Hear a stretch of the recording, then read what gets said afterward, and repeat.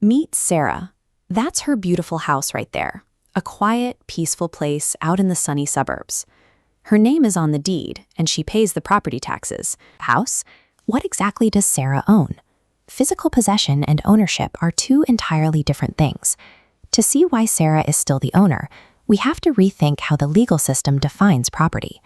Before we can solve Sarah's problem, let's look at how the law organizes the things we own. Property is legally categorized.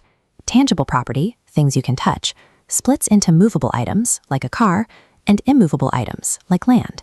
It also has an intangible branch for things you cannot touch but still own, like a debt. Ownership always exists independently of physical contact. It is a set of rules that defines your relationship to an item, whether that item is a physical house or an invisible debt. Thousands of years ago, Roman law figured out a helpful way to picture this relationship. They decided that ownership is a collection of specific powers you hold over an object.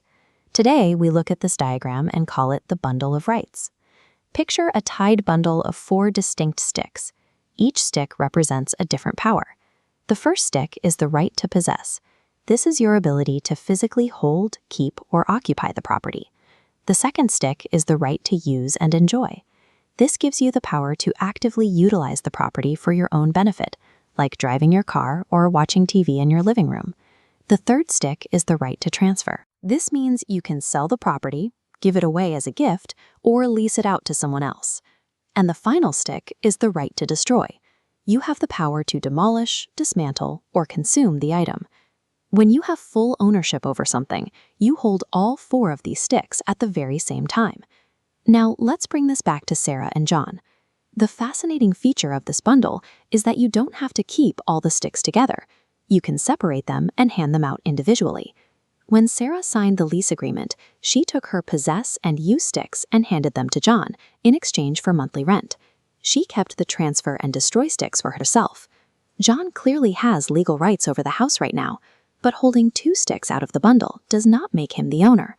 Real-world property transactions involve dividing up and trading specific rights from this invisible bundle, rather than just handing over a physical object. But Sarah's situation exposes one final wrinkle. She gave away her rights to possess and use the house, and as long as that lease is active, she cannot sell the house out from under John or destroy it. Right now, she holds none of the active sticks. So, if she doesn't hold any of these day-to-day powers, why does the law say she is still the owner? The law relies on this document, the legal title, to determine who actually controls the property. You can think of the title as the master wrapper that holds the entire bundle of sticks together. The person named on this document retains authority over the bundle, even while others use the individual sticks. In practical jurisprudence, having your name on that legal deed carries more weight than physical possession or daily control of the space. This invisible system governs almost everything we do. You encounter it when you rent an apartment, when you finance a car, or even when you agree to the software terms on a new smartphone.